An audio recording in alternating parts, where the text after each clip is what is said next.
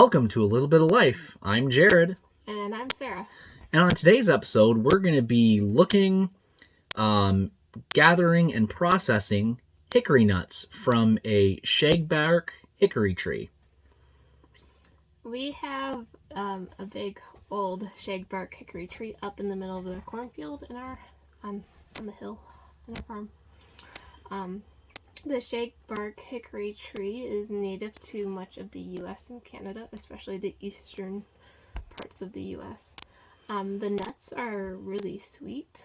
They almost taste like mapley, and they have like hints of vanilla in them. It's really an interesting nut. And they're high in vitamin B1 and magnesium. So let's get started. Hi, so we're up here on the family farm at the big old hickory tree. This tree is a shagbark hickory, and you can tell it's shagbark because it has the like shaggy bark that kind of peels up, and it also has these little leaves, and there's 5 individual leaves on each leaf stalk. So we're going to be picking up hickory nuts from the ground here. And they come in like 3 different ways. You can find them on the ground. Here in the green state with the husk still on. And then you can find ones where it has just completely come out of its shell. And then sometimes you find it when it's partway in. So you can see there's half of the hull or husk, and then the other half is nut. And you can just pluck the nut out and get rid of that part.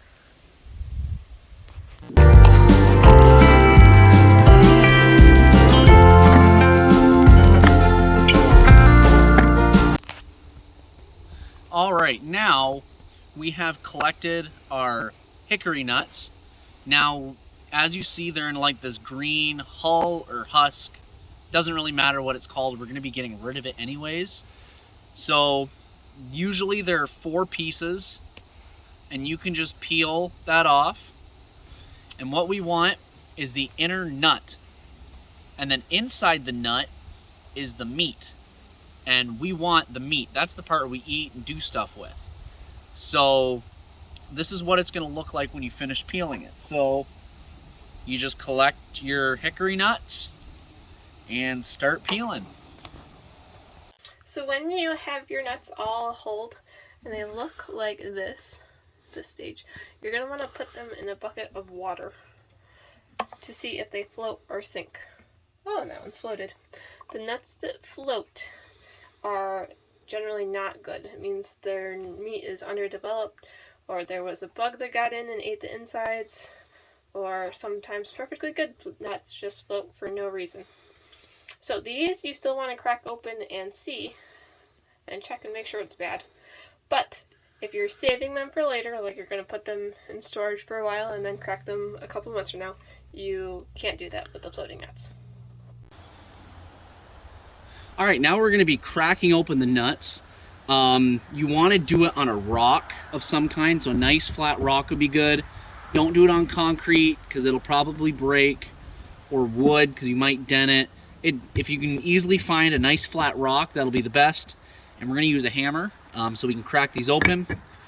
My lovely wife has marked spots on them. That's the best place to hit it. It's about 1/3 of the way down on the tall side of the nut from the little pointy bit. And she claims, and we know, that this is the best spot to hit the nut, to crack it open, and it'll be the easiest to harvest the nut.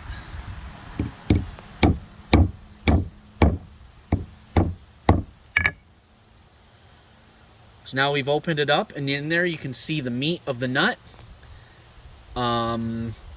And now it'll be relatively easy to get at, and there is some nut on the other side, and you can use a pair of pliers and whatnot to crack it open more to get to that.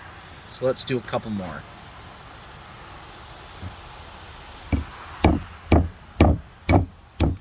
Oh, that one exploded. That happens sometimes, but dropped it. So you can see, you relatively easily get to the flesh or the meat.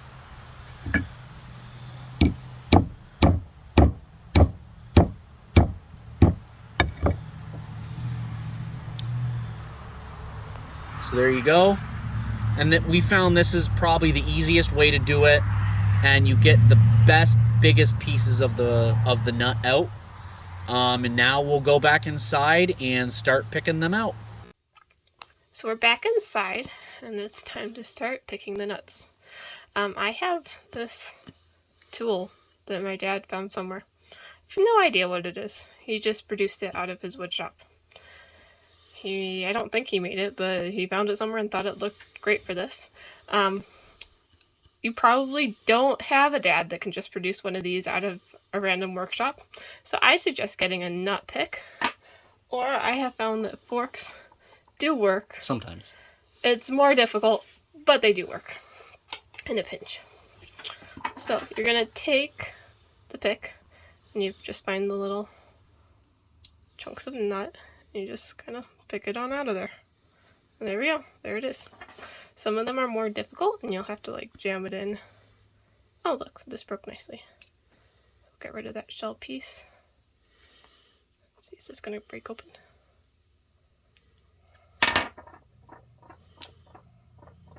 Almost. Aha! There we go.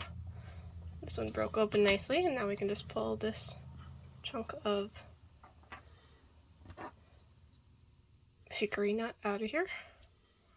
And you'll notice that when you're freshly picking the nut meat out, it's this nice like creamy white color, and as it dries out and ages, it gets to be a darker, more yellowy color.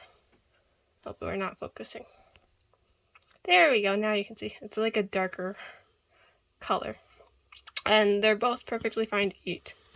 Once you got them out of the shell, you can go ahead and eat them raw. Or some people like to roast the nuts.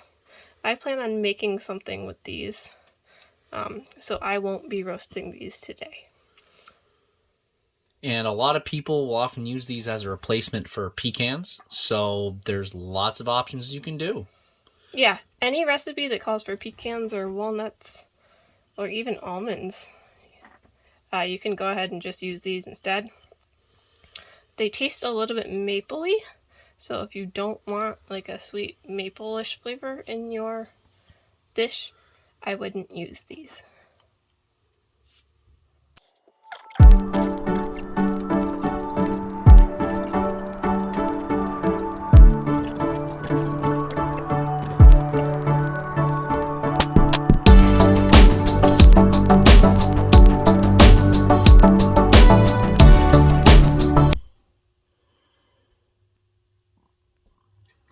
So all said and done, we started out with about 5 gallons of the nuts in their green hull or shell or husk or whatever you want to call it.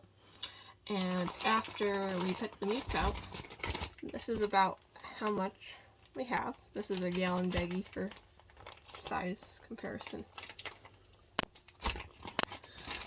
So this is just one aspect of what we can do with the hickory nut. Later on, we will be doing some stuff cooking with the nut meat we got. And then also there's some other cool things that we can do with the hickory tree. Until next time, have a good one.